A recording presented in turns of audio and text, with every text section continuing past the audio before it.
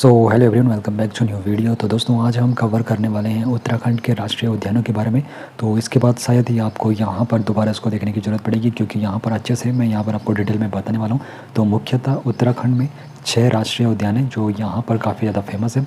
वैसे तो यहाँ पर जो 6 राष्ट्रीय उद्यान हैं इनके बारे में विस्तार से हम पढ़ेंगे, लेकिन आपको बता दूँ, उत्तराखंड अपनी प्राकृतिक सुंदरता और समृद्ध जैव विविधता के लिए जाना जाता है। इसमें कई महत्वपूर्ण राष्ट्रीय उद्यान शामिल है, यानी कि नेशनल पार्क शामिल है। लेकिन मुख्यतः हम यहाँ पर 6 के बारे में पढ़ने वाले हैं जो काफ़ी इंपॉर्टेंट रहने वाले हैं। और ये राष्ट्रीय उद्यान विभिन्न प्रकार के वन्य जीवों और वनस्पतियों को संरक्षित करते हैं। तो सबसे पहला जो राष्ट्रीय उद्यान है जिसके बारे में हम जानेंगे वो है जिम कॉर्बेट नेशनल पार्क, यानी कि राष्ट्रीय उद्यान जिम कॉर्बेट राष्ट्रीय उद्यान। तो इसकी स्थापना का वर्ष यहाँ पे काफ़ी ज़्यादा इंपॉर्टेंट रहेगा। इसकी स्थापना का वर्ष है 1936 में इस्टेब्लिश ये हुआ था, जिम कॉर्बेट राष्ट्रीय पार्क। लेकिन उस वक्त इसका नाम जिम कॉर्बेट राष्ट्रीय उद्यान नहीं था। उस वक्त जो इसका प्रारंभिक नाम था हेली राष्ट्रीय उद्यान था। हेली राष्ट्रीय उद्यान किसके नाम पर पड़ा? विलियम मेलकम हेली के नाम पर इसका यहाँ पर इस राष्ट्रीय उद्यान का ये नाम पड़ा था, हेली राष्ट्रीय उद्यान। जब इसका स्थापना वर्ष हुआ था 1936, उस वक्त इसका नाम था हेली राष्ट्रीय उद्यान। उसके बाद स्वतंत्रता के बाद इसका नाम रामगंगा पड़ा था। तकरीबन 1952 की ये बात है। उस वक्त इसका जो नाम था हेली राष्ट्रीय उद्यान से नाम बदला गया रामगंगा, और फिर रामगंगा से नाम बदला गया 1957 में। 1957 में फिर जो प्रकृतिवादी थे यहाँ पे जिम कॉर्बेट, उनके नाम पर इसका नाम यहाँ पर रखा गया था। तो 1957 से इसका नाम किया जिम कॉर्बेट राष्ट्रीय उद्यान है। स्थापना 1936 में होती है। हेली राष्ट्रीय उद्यान उस वक्त नाम रहता है। तो किन स्थानों पर ये है? तो जिम कॉर्बेट जो राष्ट्रीय उद्यान है वो आपके उत्तराखंड के नैनीताल जिले और आपके पौड़ी गढ़वाल जिले में। तो पौड़ी गढ़वाल में ये 300 वर्ग किलोमीटर से अधिक इसका क्षेत्र है, और नैनीताल में तकरीबन 200 से अधिक यहाँ पर इसका वर्ग क्षेत्रफल है। तो वर्ग किलोमीटर इसका क्षेत्रफल है। बाकी यहाँ पर आपको इतना पता होना चाहिए कि नैनीताल और पौड़ी गढ़वाल जिले में है। और यहाँ पर जो इसका क्षेत्रफल है, तो जिम कॉर्बेट राष्ट्रीय उद्यान का जो क्षेत्रफल है 520.82 वर्ग किलोमीटर इसका क्षेत्रफल है। तो यहाँ पर जो महत्वपूर्ण जानकारी आप लोगों के लिए रहने वाली है, एशिया का ये पहला और भारत का पहला राष्ट्रीय उद्यान है। एशिया का भी ये पहला राष्ट्रीय उद्यान है और भारत का भी ये पहला राष्ट्रीय उद्यान है। 1957 में इसका जो नाम था प्रकृतिवादी और संरक्षणवादी जिम कॉर्बेट के नाम पर रखा गया था, कॉर्बेट नेशनल पार्क। तो इसका नाम जिम कॉर्बेट नेशनल पार्क कब से पड़ा? 1957 से ये पड़ा। और जब इसकी स्थापना हुई थी तो 1936 में इसका नाम क्या था? हेली राष्ट्रीय उद्यान। ठीक है। उसके बाद यहाँ पे जो प्रोजेक्ट टाइगर की शुरुआत होती है 1973 में। यहाँ पर प्रोजेक्ट टाइगर की शुरुआत होती है। कहाँ पर होती है? जिम कॉर्बेट राष्ट्रीय उद्यान में होती है 1973 में। और भारत का ये पहला बाघ संरक्षण स्थल भी है। तो ये भी प्रश्न बन सकता है कि भारत का पहला बाघ संरक्षण स्थल कौन सा है? तो भारत का पहला बाघ संरक्षण स्थल ये है जिम कॉर्बेट नेशनल पार्क। तो 1973 में यहाँ पे प्रोजेक्ट टाइगर की शुरुआत होती है। तो यहाँ पर जो जीव जंतु यहाँ पर पाए जाते हैं, यहाँ पर बाघ मिलता है, हाथी पाया जाता है, मगरमच्छ पाया जाता है, चीतल, सांभर, काकड़, अजगर, हिरन और तेंदुआ जैसे यहाँ पर प्रमुख जीव पाए जाते हैं जिम कॉर्बेट राष्ट्रीय उद्यान में। और जो ये राष्ट्रीय उद्यान है ये रामगंगा नदी के किनारे स्थित है। तो जिम कॉर्बेट जो राष्ट्रीय उद्यान है ये कौन सी नदी के किनारे? तो ये रामगंगा नदी के किनारे स्थित है। उसके बाद जो अगला यहाँ पर राष्ट्रीय उद्यान है तो ये है गोविंद पशु विहार राष्ट्रीय उद्यान। और गोविंद पशु विहार राष्ट्रीय उद्यान साथ ही साथ वन्य जीव अभ्यारण्य भी है। तो ये भी आपको ध्यान में होना चाहिए। जो गोविंद पशु विहार राष्ट्रीय उद्यान है साथ ही साथ यहाँ पर वन्य जीव अभ्यारण्य भी है। तो इसकी जो स्थापना होती है 1955 में, ये वन्य जीव अभ्यारण्य के रूप में इसकी स्थापना होती है। गोविंद पशु विहार जो राष्ट्रीय उद्यान और वन्य जीव अभ्यारण्य है, तो इसकी स्थापना अगर पूछा जाएगा वन्य जीव अभ्यारण्य के रूप में कब हुई थी, तो गोविंद वन्य जीव अभ्यारण्य के रूप में इसकी स्थापना 1955 में हुई थी। और राष्ट्रीय उद्यान के रूप में पूछेगा तो राष्ट्रीय उद्यान के रूप में इसकी स्थापना 1980 में होती है। राष्ट्रीय उद्यान के रूप में 1980 और वन्य जीव अभ्यारण्य के रूप में गोविंद वन्य जीव अभ्यारण्य 1955 में इसकी स्थापना होती है। बाकी अगर पूछा जाएगा कि ये जो गोविंद पशु विहार राष्ट्रीय उद्यान है ये किस स्थान पर है, तो ये उत्तरकाशी जिले में। तो आपको यहाँ पे मैं बताना भूल गया था, जो जिम कॉर्बेट जो राष्ट्रीय उद्यान है इसका जो यहाँ पे हेड ऑफिस है, यानी कि हेड क्वार्टर आप लोग कह सकते हो, ये नैनीताल में है। और गोविंद विहार जो यहाँ गोविंद पशु विहार जो राष्ट्रीय उद्यान है इसका स्थान जो है उत्तरकाशी जिले में ही है, और इसका जो हेड क्वार्टर है ये उत्तरकाशी जिले में। और क्षेत्रफल पूछा जाएगा तो जो यहाँ पर इसका राष्ट्रीय उद्यान का क्षेत्रफल है तो 472 वर्ग किलोमीटर इसका राष्ट्रीय उद्यान का क्षेत्रफल है। और अगर दोनों का पूछा जाएगा तो यहाँ पर अगर वन्यजीव अभ्यारण्य और गोविंद पशु विहार राष्ट्रीय उद्यान को भी यहाँ पे मिलाया जाए तो इसका जो टोटल क्षेत्रफल हो जाता है 958 वर्ग किलोमीटर भी मिलता है, जिसमें अभ्यारण्य का क्षेत्र भी शामिल हो जाता है। 958 वर्ग किलोमीटर। लेकिन अगर राष्ट्रीय उद्यान के बारे में पूछेगा गोविंद पशु विहार राष्ट्रीय उद्यान का कितना है, तो 472 है, उत्तरकाशी जिले में है। 1980 में राष्ट्रीय उद्यान के रूप में ये बना था और 1955 में ये बना था वन्यजीव अभ्यारण्य के रूप में। तो महत्वपूर्ण जो घटना है यहाँ पर है, तो ये इसका जो नाम है प्रसिद्ध भारतीय स्वतंत्रता सेनानी और राजनीतिज्ञ गोविंद वल्लभ पंत के नाम पर इसका नाम रखा गया। और हिम तेंदुए की परियोजना का प्रबंधन करता है और हिमालय में जो दाढ़ी वाले गिद्ध हैं उनके लिए महत्वपूर्ण ये गढ़ रहता है। तो दाढ़ी वाले गिद्ध अधिकतर कहाँ पाए जाते हैं, तो गोविंद जो राष्ट्रीय उद्यान है वहाँ पर पाए जाते हैं। और हिम तेंदुए की परियोजना का ये प्रबंधन करता है। यहाँ पर कौन कौन से जीव पाए जाते हैं, हिम तेंदुआ पाया जाता है गोविंद वन्य जो यहाँ पे राष्ट्रीय उद्यान है। भूरा भालू यहाँ पर पाया जाता है। कस्तूरी मृग यहाँ पर पाया जाता है। पश्चिमी ट्रैगोपेन कहाँ पर पाया जाता है, तो पश्चिमी ट्रैगोपेन यहाँ पर ये आपके गोविंद राष्ट्रीय उद्यान में पाया जाता है। ठीक है। और हर की जो दून घाटी है और रोइंसारा उच्च ऊंचाई वाली जो झील है इसी उद्यान में स्थित है। हर की दून घाटी और रोइंसारा उच्च ऊंचाई वाली जो झील है, रोइंसारा उच्च ऊंचाई वाली झील भी कहाँ है, आपके गोविंद राष्ट्रीय उद्यान के नज़दीक है।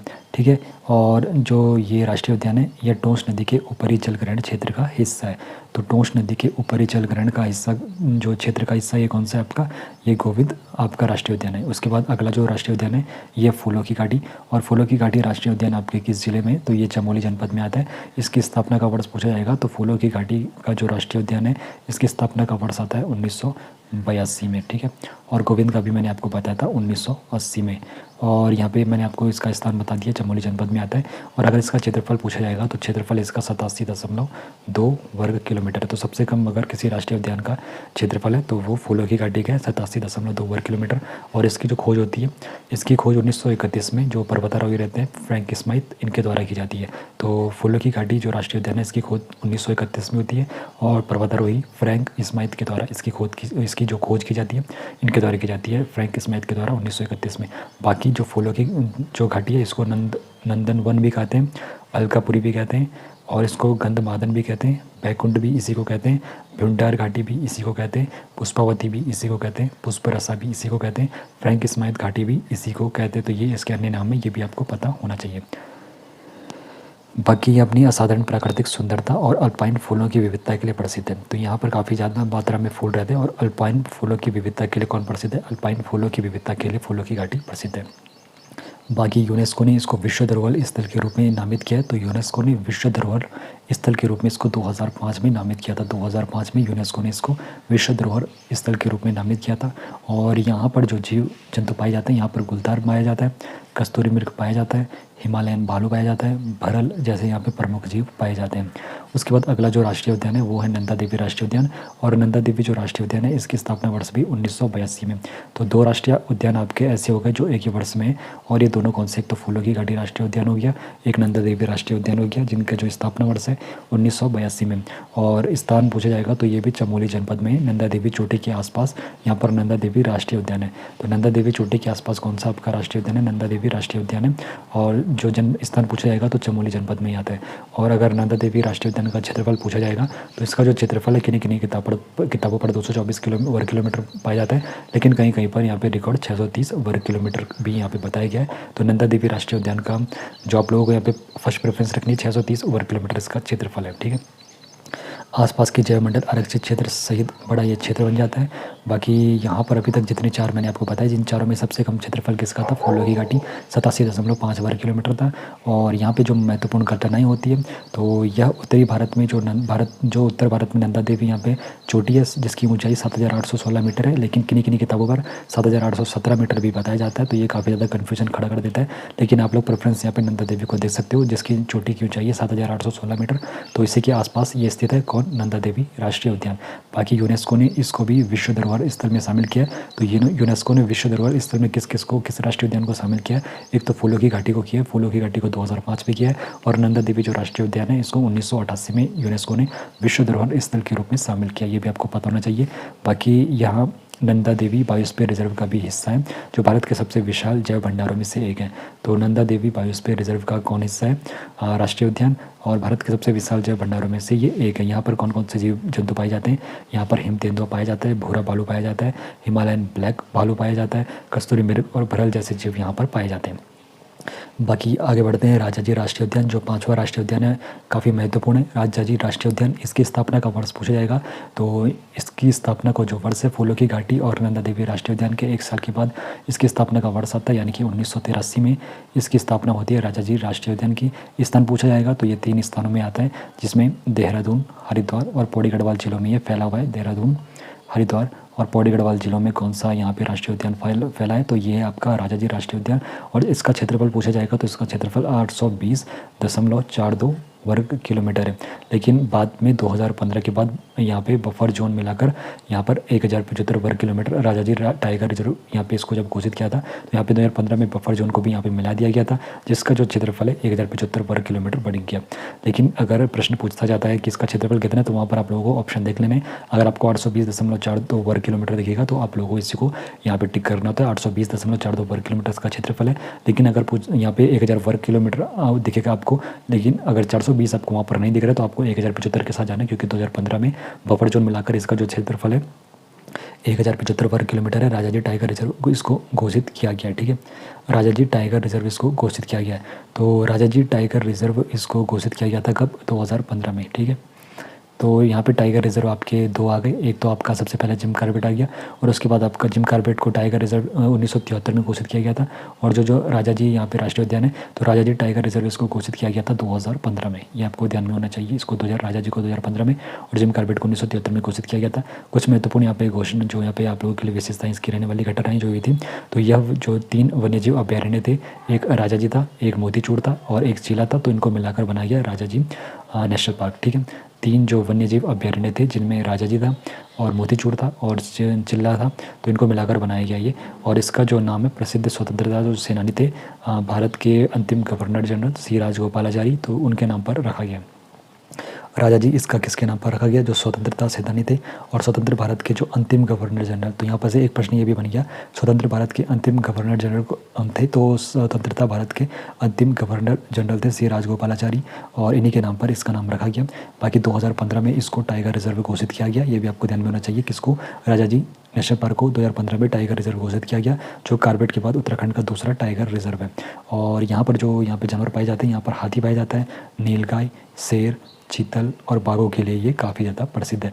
गंगा नदी और उसकी जो सहायक नदी है, जो सोंग नदी है, इस रिजर्व से होकर बहती है, जिससे इसकी जो पारिस्थितिकी है काफ़ी ज़्यादा समृद्धि रहती है। और अमृत सरोवर योजना के तहत जल स्रोतों में सुधार से हाथियों का मानव आबादी वाले क्षेत्रों में आवागमन कम हुआ है, जिससे मानव हाथी संघर्ष की घटनाओं में कमी आई है। तो अमृत सरोवर योजना के तहत यहाँ पे जल स्रोत में सुधार किया गया है, अमृत सरोवर योजना के तहत। बाकी जो अंतिम आपका यहाँ पे राष्ट्रीय उद्यान रहने वाला है, यह है गंगोत्री राष्ट्रीय उद्यान। तो गंगोत्री जो राष्ट्रीय उद्यान है, इसकी स्थापना होती है 6 साल के बाद, यानी कि राजाजी राष्ट्रीय उद्यान जब बन जाता है 1983, तो 6 साल के बाद यानी कि 1989 में यहाँ पर ये बनता है आपका गंगोत्री राष्ट्रीय उद्यान। इसकी स्थापना होती है 1989 में। और अगर स्थान पूछा जाएगा तो ये उत्तरकाशी जिले में भागीरथी नदी के ऊपरी जलग्रहण क्षेत्र पर है। तो भागीरथी नदी के ऊपरी जलग्रहण क्षेत्र पर कौन सा आपका गंगोत्री राष्ट्रीय उद्यान, स्थापना 1989 में होती है। और स्थान पूछा जाएगा सिर्फ तो उत्तरकाशी जिले में आता है। क्षेत्रफल इसका सबसे ज़्यादा है। तो अगर किसी राष्ट्रीय उद्यान का क्षेत्रफल सबसे ज़्यादा है तो वो है गंगोत्री राष्ट्रीय उद्यान, जिसका जो क्षेत्रफल है 2390 वर्ग किलोमीटर है। तो उत्तराखंड का जो क्षेत्रफल के आधार पर सबसे बड़ा जो राष्ट्रीय उद्यान है, तो वो गंगोत्री राष्ट्रीय उद्यान है, जिसका क्षेत्रफल 2390 वर्ग किलोमीटर है। सबसे कम फूलों की घाटी 87.5 वर्ग किलोमीटर है। तो ये भी आपको ध्यान में होना चाहिए कि सबसे कम किसका है, आपका फूलों की घाटी है, जिसका है 87.5 वर्ग किलोमीटर। और गोविंद का पूछा जाएगा तो गोविंद का कितना है? गोविंद का आप लोगों को पता होना चाहिए। गोविंद का मैंने आपको बता दिया, 400 कितना था गोविंद का? 472 वर्ग किलोमीटर। और अगर वन्यजीव अभ्यारण्य को भी मिला देगा तो 958 वर्ग किलोमीटर हो जाता है। और बाकी जो राजाजी है, राजाजी का 820.42 वर्ग किलोमीटर है। नंदा देवी का पूछा जाएगा तो नंदा देवी का 630 वर्ग किलोमीटर है। ये भी आपको ध्यान में होना चाहिए।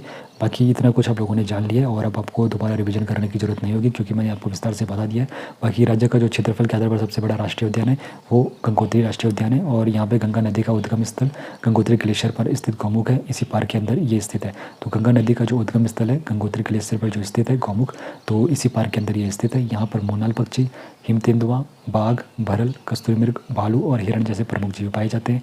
और यह घने शंकुधारी वनों से आच्छादित है। तो यहाँ पर घने शंकुधारी वन है, तो उससे ये आच्छादित है, जिसमें चीड़ है, देवदार है, फर है, स्प्रूस है, ओक है और रोडोडेंड्रॉन जैसे वृक्ष यहाँ पर पाए जाते हैं।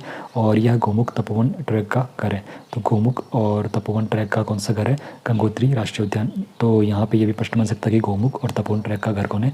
गंगोत्री राष्ट्रीय उद्यान, और जो इस क्षेत्र के सबसे लोकप्रिय ट्रैकों में शामिल है। तो ये राष्ट्रीय उद्यान उत्तराखंड की समृद्ध जैव विविधता और प्राकृतिक विरासत का महत्वपूर्ण हिस्सा है और उनके संरक्षण में महत्वपूर्ण भूमिका निभाते हैं। तो ये मुख्यतः आपके 6 राष्ट्रीय उद्यान है जो मैंने आपको अच्छे से यहाँ पे कवर करा दिया, जो भी यहाँ पे इंपॉर्टेंट रहते हैं परीक्षा की दृष्टि से। बाकी अब आपको दोबारा देखने की जरूरत नहीं पड़ेगी, एक बार आप लोग दोबारा वीडियो देखोगे तो फिर आप लोग अच्छे से यहाँ पे पूरा आपके माइंड में फिट हो जाएगा कि कब स्थापना वर्ष है, कौन से जिले में आता है, कितना क्षेत्रफल है। तो बस यही काफ़ी इंपॉर्टेंट आप लोगों के लिए रहने वाला है। बाकी मिलेंगे आपसे अगले वीडियो में वन्यजीव अभ्यारण्य के साथ कितने हैं, काफ़ी कुछ वीडियोज़ आप लोगों के लिए आने वाली है। तो तब तक सब्सक्राइब एंड वीडियो को शेयर जरूर कर लीजिए।